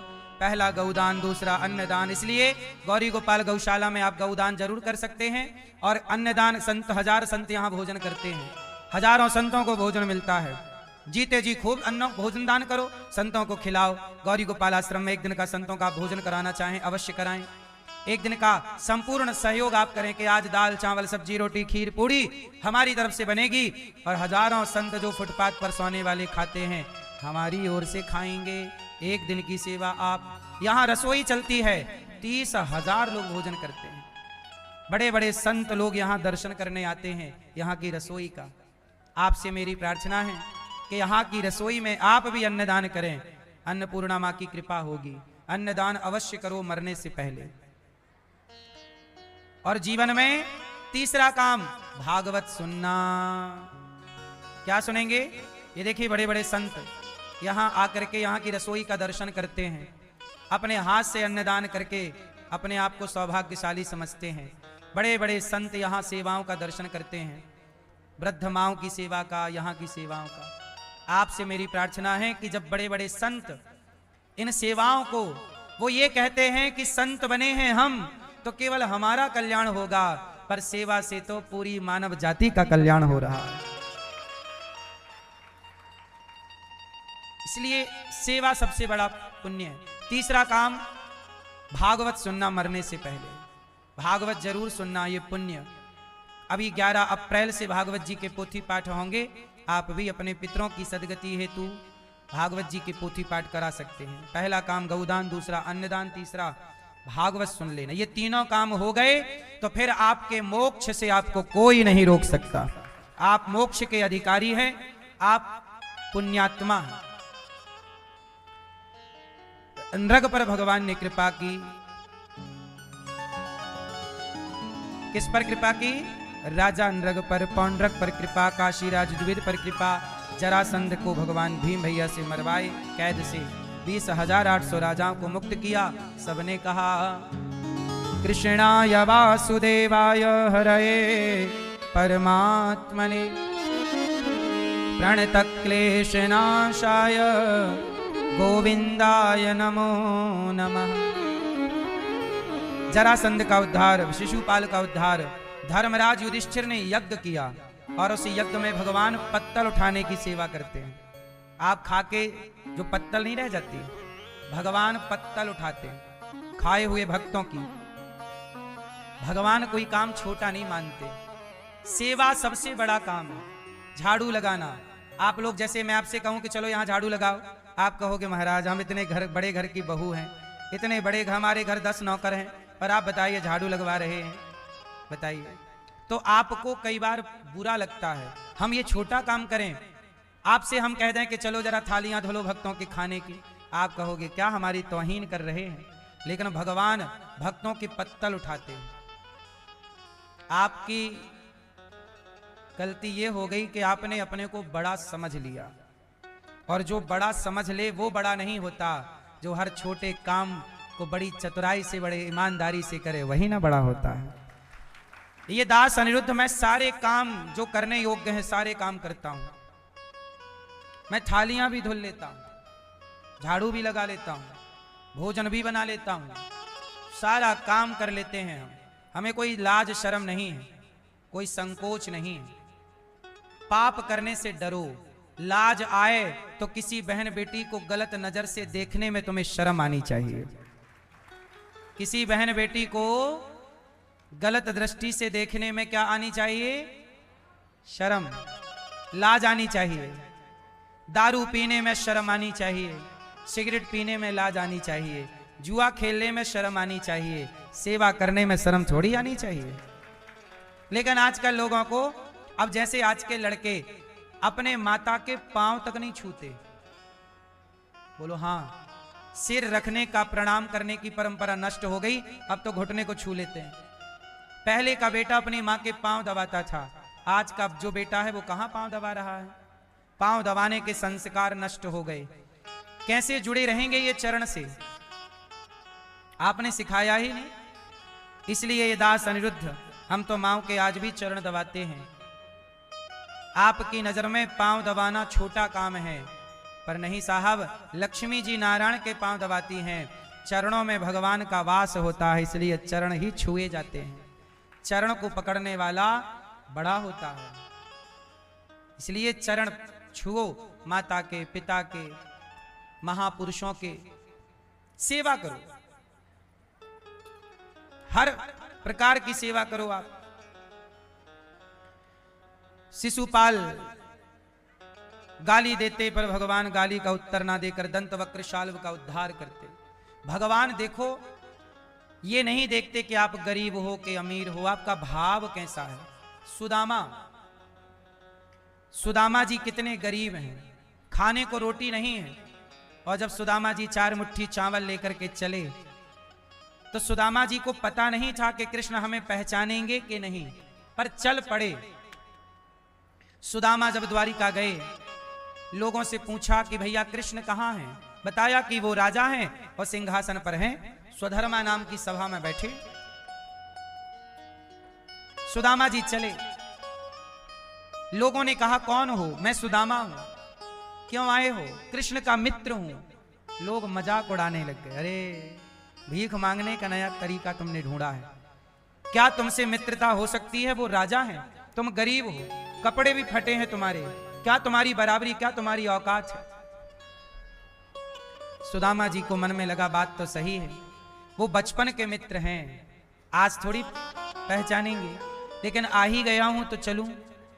और जब सुदामा जी ने द्वारपाल को कहा, और द्वारपाल ने जब सूचना दी कि प्रभु आपके बचपन का कोई मित्र आया है, अपना नाम सुदामा बता रहा है, और जैसे ही सुना दौड़ पड़े द्वारिकाधीश। सुदामा, मित्र सुदामा, दौड़ पड़े और दौड़ करके अपने मित्र सुदामा को प्रभु ने गले से लगा लिया। वो जब सुदामा को गले लगाया तो हम जैसे भिखारियों का भी बल बढ़ गया कि सुदामा जैसे गरीब को प्रभु पहचानते हैं तो हमें भी भूलेंगे नहीं, हमें भी पहचानेंगे जरूर, आपको भी पहचानेंगे। भगवान की नजर में अमीरी गरीबी नहीं, बड़ा छोटा नहीं है, ऊंच नीच नहीं है। यहां संसार के लोगों की नजर में बड़ा छोटा, ऊंच नीच, हिंदू मुस्लिम, आज इंसान बटा हुआ है। आज बताओ, इंसान का दुश्मन इंसान ही है कि नहीं? बोलो हाँ।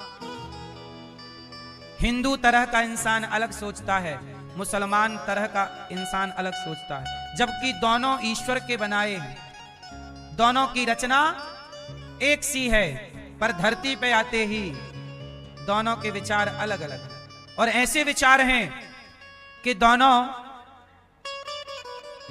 हिंदू तो किसी मुसलमान को अपना दुश्मन नहीं मानता, पर मुसलमान हिंदुओं को काफिर कह के अपना दुश्मन मानते हैं। मुसलमान अपने पास किसी हिंदू को देख नहीं सकता। मैं बार बार कह चुका हूं कि 100 मुसलमानों के बीच में एक हिंदू कभी नहीं रह सकता, पर 100 हिंदुओं के बीच में एक मुसलमान सदा रह सकता है। हिंदू अलग विचारधारा है, हिंदू किसी को परेशान करने की विचारधारा नहीं है। जबकि मुसलमानों की विचारधारा हिंदुओं से नफरत की विचारधारा है। जबकि ईश्वर ने एक सा बनाया है, हमारे अंदर सबके लिए दया है, पर मुसलमानों के अंदर दया भरना शायद भगवान भूल गए, या भूल ना गए होंगे, भरी होगी, पर वो अपनी दया को यहां समाप्त कर देते हैं। अभी आपने देखा ना कि दिल्ली में एक तरुण नाम के लड़के ने, जरा सा उसकी बच्ची ने पानी के कुछ बूंद किसी मुसलमान महिला के ऊपर चले गए, होली के टाइम की घटना, उसको घर में घुस के मार ही डाला, क्योंकि तूने 4 पानी की बूंद मेरे ऊपर क्यों डाल दी, पानी के छींटे। ऐसी विचारधारा, मार डालने की विचारधारा मुसलमानों की है, और सांप को भी दूध पिलाने की विचारधारा हिंदुओं की है। ये बंटवारा ईश्वर ने नहीं किया, ईश्वर ने सबको दया से परिपूर्ण किया था। यहां आके बंटते चले गए, यहां आके मानव जाति के एक दूसरे के दुश्मन होते चले गए। ईश्वर भी देखकर हंसना रहे होंगे। सुदामा जैसे गरीब को प्रभु ने अपनाया। रसखान, हमारे सनातन में कथा है कि एक रसखान मुसलमान थे, उन्होंने प्रभु की भक्ति की तो बिहारी जी ने रसखान को भी दर्शन दिया। रसखान को दिए तो भगवान कहते हैं जो मुझे भजेगा जिस भाव से, मैं थोड़ी कोई दुश्मन मानता हूं। सुदामा को आसन पर बिठाए, चरणों को नेत्रों के जल से धोए। इतना प्रेम, इतना प्रेम। संसार के रिश्ते स्वार्थी हैं, इसलिए हम कहते हैं संसार से इतने रिश्ते बनाते हो तो एक रिश्ता भगवान से भी बना के रखो। सुदामा जी ने बना लिया, मेरा मित्र है, आप भी बनाओ, मेरे माता हैं, मेरे पिता हैं भगवान, त्वमेव माता च पिता। कोई एक संबंध भगवान से जोड़ लो और निभाओ उस रिश्ते को, ईमानदार रहो उस रिश्ते के प्रति। सुदामा मित्र का रिश्ता लेकर आए हैं। सुदामा को कहा कन्हैया ने, मित्र भाभी ने क्या भेजा है? 4 मुट्ठी चिवड़ा लाए थे, चावल छिपाने लगे पोटरी, छीन ली प्रभु ने, खोला, क्या है? ये भाभी ने भेजा है। भगवान ने पोटरी खोली तो 4 घर के 4 मुट्ठी चिवड़ा, चिवड़ा मतलब पोहा, लोग पोहा नहीं समझते तो चावल बोल दिया जाता है। 4 घर के 4 मुट्ठी चावल लेकर सुदामा जी आए हैं, पत्नी ने भेजा। और भगवान ने कहा मित्र बहुत अच्छा लाए हो, लाओ। पोटरी खोली और 1 मुट्ठी चावल भरे और भगवान खा गए, दर दर दर दर दर दर खा गए चावल। वाह मित्र, बहुत स्वाद है, बहुत अच्छे चावल हैं। और दूसरी मुट्ठी खाने लग गए तो रुक्मणी जी ने हाथ पकड़ लिया, प्रभु सारा खा जाओगे, कुछ हमारे लिए? अच्छा ये लो, पूरा तुम ले लो। रुक्मणी जी को दे दिया। विश्वकर्मा को बुलाया, विश्वकर्मा जी यहाँ। जी प्रभु आज्ञा। मैं अपने सुदामा मित्र का ऋणी बन गया हूं। क्यों बन गए ऋणी? क्या लिया आपने? 1 मुट्ठी चावल खाकर मैं ऋणी हो गया। देखो ना, आप कई बार अपने दोस्तों के घर जाते हो और वो आपकी टूटी फूटी सेवा जैसी करता है। देखो सबके घर में तो बादाम काजू नहीं होता, कई लोग आपको अपने अपने हिसाब से खिलाते पिलाते हैं, तो आपसे, आपको प्रेम से कोई कुछ खिलाया करे तो खा लिया करे, क्योंकि भगवान सूखे चावल खाए हैं। अब बताओ, सूखे चावल आप खाते हो क्या? नहीं, पर भगवान ने क्यों? क्योंकि मित्र लाया है। क्या भगवान को चावल की कमी थी? नहीं, भगवान ये कहना चाहते हैं कि मित्र जो समर्पित करे, मित्र गरीब है माना कि आप अमीर हैं, आपका मित्र आपकी सहेली माना कि गरीब है, तो क्या आप उसका मजाक उड़ाओगे कि देख तेरे घर कुछ नहीं है? नहीं, जो उसके घर में है वही हंसी खुशी से स्वीकार करना आपका धर्म है, और जितना हो सके उसकी मदद करना आपका धर्म है। क्योंकि आप संपन्न हैं, सफल हैं, तो आप उसकी मदद कर सकते हैं, क्योंकि वो आपकी मित्र है, आपका मित्र है। भगवान ने यही किया, मेरा मित्र है, गरीब है, विश्वकर्मा आओ, जाओ मेरे मित्र की गरीबी मिटाओ और इसका घर सोने का बनाओ, जाओ और खजाने भर देना, जाओ। विश्वकर्मा जी चले और सुदामा जी की नगरी सोने की बना दी। इतना मुट्ठी भर चावल लिया और इतना दिया, इतना सा लेकर इतना देने की ताकत बताओ जगत में किसी के पास है? नहीं है मेरी माँ, जो स्वयं भिखारी हैं उनसे क्या मांगते हो। एक भिखारी राजा के पास गया तो राजा मंदिर में भगवान के आगे हाथ जोड़ करके, हाथ ऐसे फैला के खड़ा, तो उस भिखारी ने वहां खड़े मंत्री से कहा कि ये राजा साहब क्या कर रहे हैं। कहा कि भगवान से मांग रहे हैं। क्या मांग रहे हैं? बोले जो भी उनको चाहिए भगवान से मांग रहे हैं।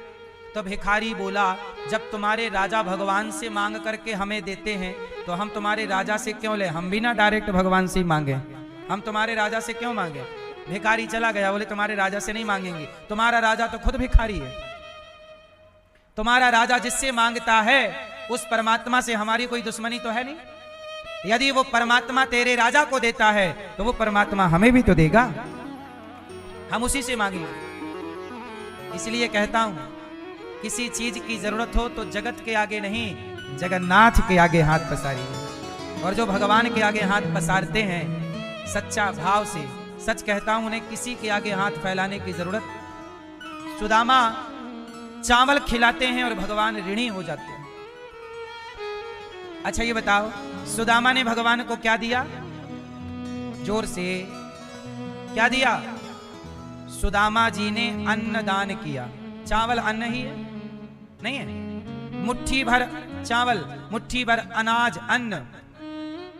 सुदामा जी ने अन्न दान किया तो भगवान ने धन धान्य से भर दिया। अच्छा सुदामा ने 4 मुट्ठी क्यों दिया? उत्तर दो, 4 मुट्ठी क्यों दिया? मैया, सुदामा जी ने भगवान को 4 मुट्ठी ही क्यों दिए? क्यों? क्योंकि सुदामा जी के पास था ही इतना, इससे ज्यादा था ही नहीं। तो सुदामा ने कितना दिया? जितना था सब कुछ दे दिया। जब तक आप सर्वस्व भगवान के चरणों में समर्पण नहीं करोगे तब तक भगवान अपने आप को आपके हवाले कैसे करेंगे। इसलिए कहो कि हे प्रभु, ये परिवार आपका, ये व्यापार आपका, सब आपका। ये मत कहो कि मेरा है। सुदामा जी सर्वस्व सौंप रहे हैं। क्या सौंप रहे हैं? सर्वस्व।